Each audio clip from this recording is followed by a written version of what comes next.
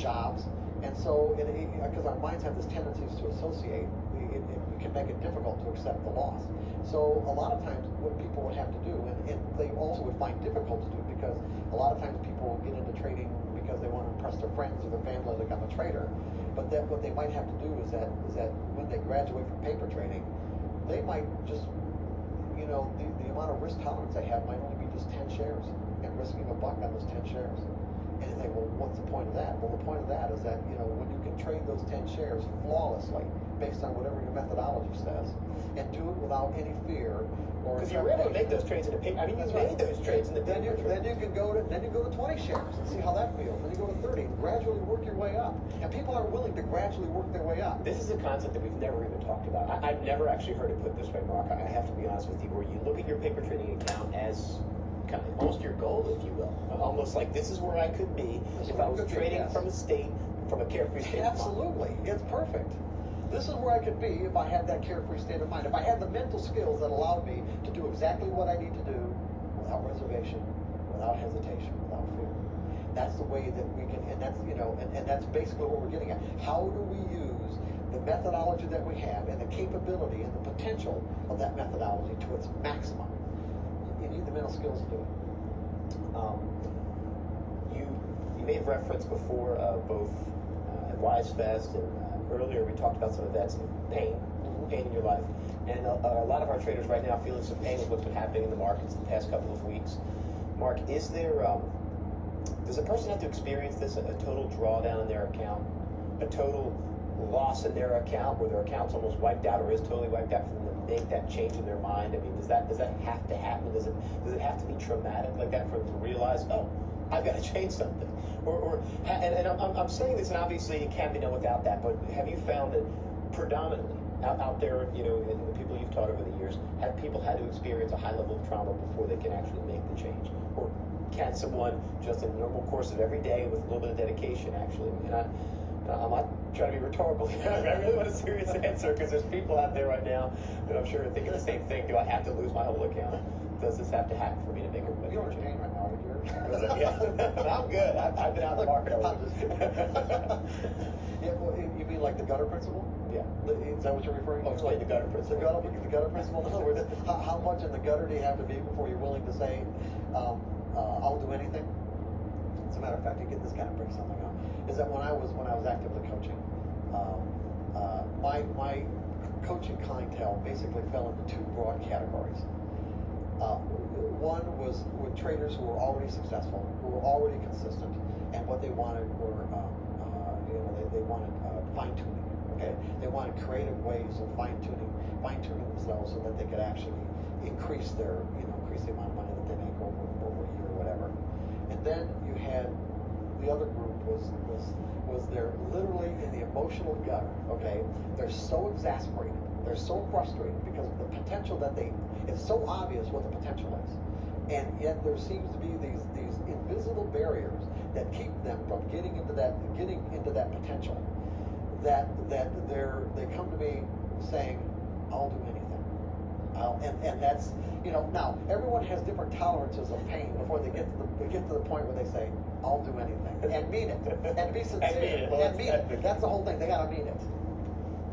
Mark, we're wrapping up the show. We have a couple more minutes now. There was a couple points I know you wanted to make before we end up the show. And guys, just so you know, next show we're going to open up to phone calls and emails. So if you want to start lining up your emails, your phone calls, do that now. Mark, a couple more minutes to go. In this arena, I mean, is there any message you can give to our traders, or any final thoughts, maybe some mantra, something?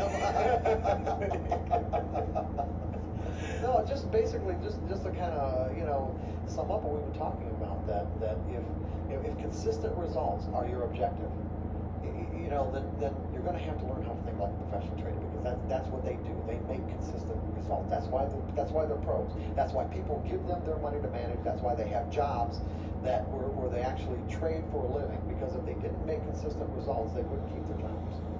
And so to do that, you have to learn to change the way you think about trading in a way where it doesn't cause you to have this potential to think that you're going to be disappointed or betrayed or put you into a state of emotional pain. It's like getting to that carefree state of mind. And once you shift your perspective, everything changes.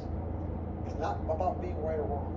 And when you really understand that, and then you go through the process of learning how to accept the risk of losing, then everything about your trading will change. So when the pattern presents themselves, you trade them. You trade. Don't trade think about it. fear, There's nothing to think about. It's like, don't think. There's nothing to think about. You trade within your means. Except the risk and how you're going to take profits. But I'm saying the pattern itself, when the pattern presents itself, there's absolutely nothing to think about. That is the because objective there's no way part about trading. you can know. Yes, there's no way you can know what the outcome's going to be. Mark, we do have another hour, like I said, Okay. so we've got plenty more time to go. One last thing I wanted to ask you real quick. We've used this word edge a couple of times. Right. A lot of our traders are not familiar with this word edge. I've used it on the floor. Edge to us was basically having a spread in there. In other words, if we had an option that was worth $1, the ability to buy for 90 cents or sell it for $1.10. How do you define edge as opposed to that? It's just simply an edge is just a higher probability of one thing happening over another. That's all. Just a higher probability of one thing happening over another. But keep in mind that within the context of what we've been talking about, it's a higher probability happening over another over a series of trades. A series, okay? So in other words, like for example, what I do is I teach people to trade in sample sizes. Right. So that instead of saying to themselves, I'm going to take the next trade, I'm going to take the next 20 trades. Right. I'm going to keep myself in the game. I'm going to keep myself in the game and see what happens over the next 20 trades. And then if I get the kind of results that I like, I'll take another 20. If I don't, I'll tweak my methodology so that I get better results. Mark, it's been great. We'll see you back in a couple minutes. Guys, it is time for a break. We want you to get your questions in for Mark. You can give us a call at 1-866-WTV-WISE. That's 1-8-WISE Trilogy. Give us a call at 1-866-WTV-WISE. That's 1-866-988-9493. Or you can email us to trader@wisetradetv.com. Guys, Mark, that was a great show. I loved all the information you gave everyone. Thank you, Susan. Thank very you much. so much for being here. I know at Wise Fest everybody was thrilled to actually get to meet you and see you in person. So it's a special pleasure to have you special on WTV. Thank you. Different for me. I've never been on live TV before, so this is. Well, you're doing a great job. Thanks. Well, guys, we have lots of callers and emails, to no surprise. So why don't we get right to the phones? We have a call from Brandon in Massachusetts. Good morning, Brandon. Hello, guys. Brandon, hey. And lady. Good morning. What's your question for Mark? It's not really too much of a question. It's mainly I'm a complete clean slate. I learned how to trade through Wise Trade. I didn't know anything before, and I just thought you guys want a perspective of not knowing anything. And your analogies that you used were great. It really made me understand what's going on. And what I just want you to comment on what I've taken from it. That's okay. Yeah, we'd love to hear it. These are the things that I've gotten. Why is trading not guaranteed? Because prices are determined on predictions of what other people will do. And technology can record what other people have done in the past, but cannot predict what people will do in the future. Right? To a point, yeah. No, they can predict what people will do in the future, but just not on a trade by trade basis. In other words, you're going to get it's like I'm going to go back to the coin. If you what Wise Trade or technical methodologies do is give you a weighted coin. Where if I've got a coin that says that 70% of the time that you flip this coin, it's going to come up heads, then that's what your technology, that's what your technical methodology does. It gives you that whatever percentage edge. It just means that on each individual trade, which is what the tendency that most people have to do, is they try to figure out if this trade is going to work, not if the next, not what's my percentage of wins to losses over the next 20 trades, or the next 10 trades, or the next 100 trades. Edge. Edge. That's a good point. Edge. Okay, Brandon. Well, thank you for calling on that. We have another caller. It's Miss Amber in California. Good morning, Amber. Hey, Amber. Susan, Jared, Mark, hello. How's it Good to going? hear from you. Oh, yes. Hey, you know what? Thank you, Susan. Mark, thank you so much for being here. Thank you. Your book, My pleasure. Trading in the Zone, I read it cover to cover. I love it. I think it's neurolinguistics for trading and for traders. And love what you said about scaling out of positions. That made so much sense to me. There are little bits and pieces in that book, you know, that a lot of people don't. It's not just, you know, blanket psychology. There's so many little intricacies in that book that'll help you with your individual training if you pick them out. Talk about scaling out. Where did you come up with it? I mean, obviously. No. Where it occurred to me to scale out was back when I first started trading. Well, not exactly when I first started trading, but when I was working at Merrill Lynch at the Chicago Board of Trade as a retail broker, by the way. And I used to keep meticulous records, and I would analyze my trades. And I found that that rarely did I get into a trade where it just stopped me out immediately. In other words, where the market never gave me anything. In other words, I get into a trade, let's say I bought at 10, and next thing you know, price is at 9. It never went to 11, okay? So that was maybe 1 out of 10 times that would happen. And then I saw that you know, that there were a certain percentage of my trades where it went, if I bought at 10, it would go to 12 or go to 13, and then go back through my entry point and stop me out at you know, let's say 6 or 7. So it actually gave me something, but I didn't take it because I was looking for something more. And so what I did is I analyzed my trades in this way and put them into categories in terms of the percentage times that it would go in my favor in relationship to when it didn't, and found that I could give myself consistent results if I started scaling out. In other words, I would take a part of my position off at a very small amount. You know, let's say, you know, just to make it easy, I trade a lot of silver and gold back then, but just to make it easy, where I would take a first third of my position off at let's say 3 or 4 cents in silver.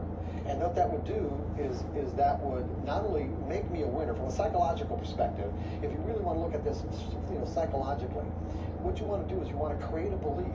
You actually want to create this belief inside of you that I am a consistent winner. And what will happen is that when that belief gets integrated into your mental, you know, as part of into your mental environment as part of your identity, as long as, of course, the steps that go into making I am a consistent winner are consistent with that belief. In other words, it becomes a part of your identity, and you just function out of that belief in a way that you don't even have to think about it anymore. That increases your confidence. That's right. It not increases it. It's just who you are. So in other words, if I want to actually believe that I'm a consistent winner, then I have to do something that creates that. So by taking off at least a third of my position with a small amount, what that would do is that would reduce my risk. So if the market did go back and stop me out, it wasn't stopping me out of my whole position. You know, but if it didn't, then of course I had a spot where the next third came off, and then a predetermined spot where the next third came off. And now the problem with scaling out that a lot of people have is that if they get into a monster trade, the loss potential of, you know, like, oh, if I had the whole thing on, I just made so much money. But again, it's like, what's your objective? If your objective is to get those monster trades, then it's going to be inconsistent with producing consistent results. So you have to be clear about what it is that you're trying to accomplish. You know, I really like that, Mark, because there are a couple of things you said that I really like, and one is setting yourself up for success. And it's sort of like what you do with your children when they're smaller. You want to reinforce the positive things that they're doing correctly, because then they know, you know what, I can do this. And so by taking those profits as they're coming, you do have that mental state. Absolutely. It's really critical. It's really important. I think it's one of the most. Once people get some of the fundamental skills out of the way, it is probably the most important thing they can do for themselves. Is what I call take money as the market makes it available. Have a plan for taking the money as the market makes it available, because we don't know how far it's going to go. I do something called kibbles and bits, where I just say, right, you know what, I could just try and grab 5 and 10 cents. I know that with my trading, from what I've done in the past and based on the tool that I'm using, it's very easy for me to grab 10, 20 cents out of each of my options. Now, if the option costs $2 or $3, you know, that could be 30% or 10% of my trade, depending upon the cost of the option. So little bits and pieces, just trying to eke out small wins, and then again, it instills confidence, makes me feel good about my trade. Absolutely. Well, we have another caller on the line. It is Lee in Ohio. Good morning, Lee. Hey, how y'all doing today? Hey, Lee. It's good to hear from you. All right. I just, you know, I talked to you when I was down at Wise Fest, and a lot of things that you were talking about, you know, I was telling people and teaching people. But once I talked to you in the way that you really summed some things up, it just really just brought it even to light even more for me. Now, one thing it has did, it made me trade so much from a Carefree State that if I see a fresh cross on a day and a good month and a good week, I get in it and I mess around and be in 20 different trades. but Could there be too much of a carefree state of mind? You say what? I was asking Mark if there could be too much of a carefree state of mind. Well, I mean, I look at it, and it took me, I mean, the only thing that I don't play is earnings, and it took me to, and me and you were just talking about it yesterday, Jared, it took me to the mindset that I don't care what the market is doing. If I see the charts is right, I'm getting in, period. I don't even think about nothing else. And it's so funny, when the market went down, I lost some money, and a couple of my friends called me, and they was like, you should sell everything, you should sell everything, liquidate your account. And I'm laughing at it. I'm like, why'd you laughing? I was like, I'm going to win some, I'm going to lose some, I ain't worried about it, I'll make it back. You know, and that was my mindset. And it's just funny that when you get that mindset, you don't just think, you don't even think about nothing else. Yeah, Lee, it's important for you to still to have a plan. I got a plan now. I do have a plan. And at least defense, if there's one thing Lee has, it's a plan. But it's funny when you said the carefree state of mind. I mean, that's more, now, what you do talk about is something called euphoric trading. That's euphoria, That's yeah. euphoria, that's different. Well, there could be something here with there could be an element of that with you want me to cover that, or Yeah, Sure, I think Oh, it's a great idea. well, you know, all of us. Let's put it this way: we talked about expectations in the first segment. It's like, you know, when an expectation is simply, you know, a mental representation of what some future moment in the environment is going to look like, sound like, feel like, taste like, or smell like, okay? In other words, if the environment, if I believe that the environment's going to be a certain way, the outside environment is a certain way based on my mental representation, if it shows up that way, if it shows up exactly that way, how do I feel? Well, universally, this is a characteristic that runs through all cultures. This is a universal human characteristic. How do I feel? You're going to feel good, right? You're going to feel satisfied. Yeah, there could be a range of really positive emotions, okay? And this is universal. And by the same token, the degree to which the environment does not conform to our expectations, how do we feel? A whole range, you know, like I brought up before: disappointment, dissatisfied, betrayed, whatever. Okay. Usually it's extremes like omnipotence and like total failure. Well, the thing is that all of us have